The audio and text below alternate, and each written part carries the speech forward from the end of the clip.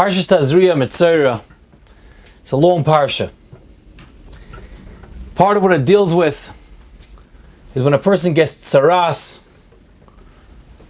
for doing acts, for speaking in ways that one should not, and other assorted isurim that one's involved with.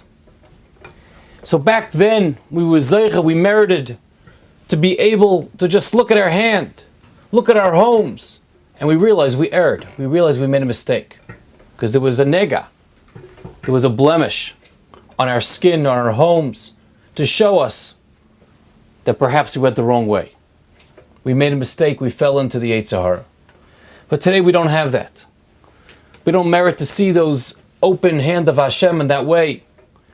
And therefore, the only way that we could possibly combat not falling into the trap of the Yetzer Hara, of our evil inclination, is by working on ourselves in a consistent manner, on fixing up our midas, so that we don't ever fall prey again. The Vilna Gaon, he tells us that working on our midas is our tafke b'chaim. Because without that, without working on ourselves, lo malei chayim, what's the purpose of life? That's our entire essence, is to change our midas, to change our character traits from whatever bad there is inherent within each one of us, to focus and make it more on the positive end, to change ourselves, to bend us, to get us out of our comfort zone, and to connect ourselves further to HaKadosh Baruch Hu and to emulate His ways.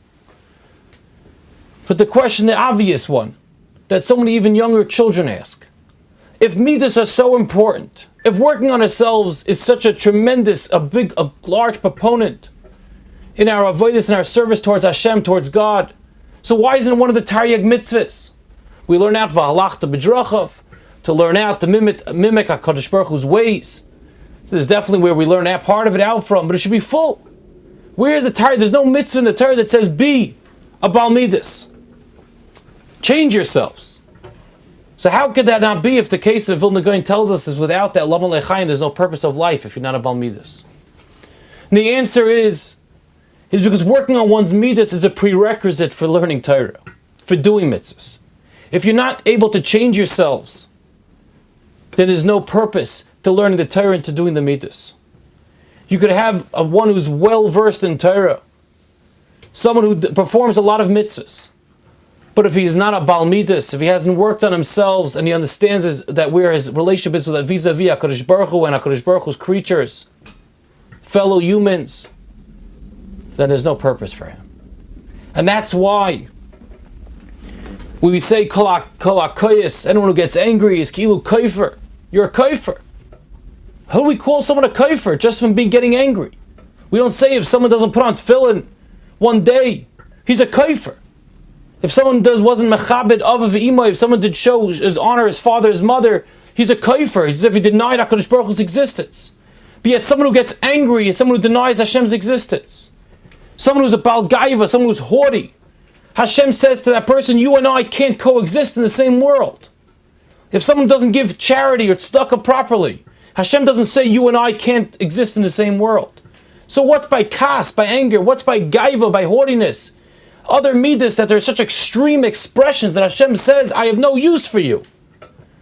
Because the answer is that you could learn and you could do mitzvahs.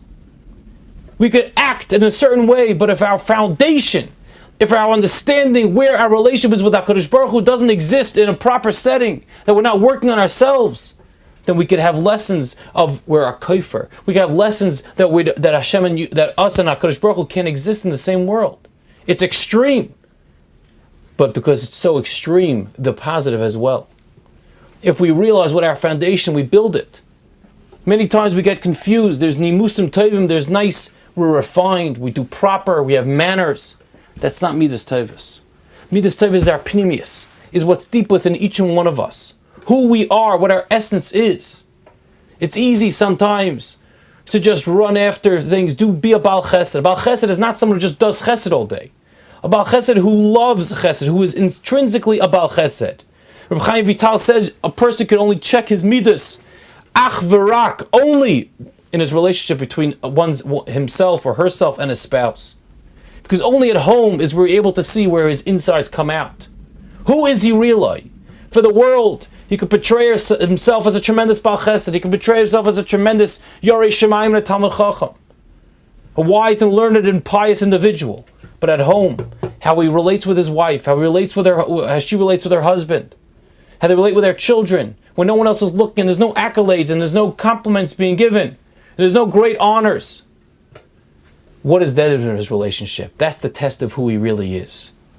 Aaron HaKohen, as the Mishnah tells us in Pirkei Avos, was Oyev Shalom v'Roidev Shalom. He wasn't just chasing after Shalom, he loved making peace. Because he was an Oyev Shalom, because inherently, deep within inside his Pnimius, he was a Baal Midus who loved Shalom, that's what caused him to be a Roidev Shalom. But first is working on the foundation that's not so popular. It's working within our Pnimius, our insides, and then it comes out in the way we act. Not just in refinement, in manners, but in our essence, in our service for HaKadosh Baruch Hu. That was Aaron HaKohen who personified that. He was so happy when his younger brother Moshe Rabbeinu became the leader of Klal Yisrael. He was Vayidem Aaron. He was silent when his children were killed from HaKadosh Baruch Hu for doing what they did in the Mishkan. He was silent, and the Torah testifies. He was silent. He didn't even have a morsel of a complaint unto HaKadosh Baruch Hu. How was this human being so worked out? Because he was a Baal Midas. He worked on his pnimius, he worked on his insides. And someone who works on themselves consistently becomes a personification of perfection. That was Aaron HaKohen. We might not get to that level, but each one are given in our lives. When we go through Sfira, and we go through Tazria Mitzvah, this Parshias, we have to look into ourselves, and perhaps there's a midah. There's some character trait that we need refinement. We could be working on ourselves in some way. As we work on that, we change ourselves, we bend ourselves, not with people looking at us and knowing what we're doing, but in our own individual, private lives. We work to make ourselves better people. We'll be connected to HaKadosh Baruch Hu. And if we work on our midas, we'll truly have chayim. HaKadosh Baruch Hu will grant us the gift of life. Arichas yamim, longevity, but more importantly, the quality of life, the ability to serve HaKadosh Baruch Hu in a better way than we did before. Have a wonderful Shabbos.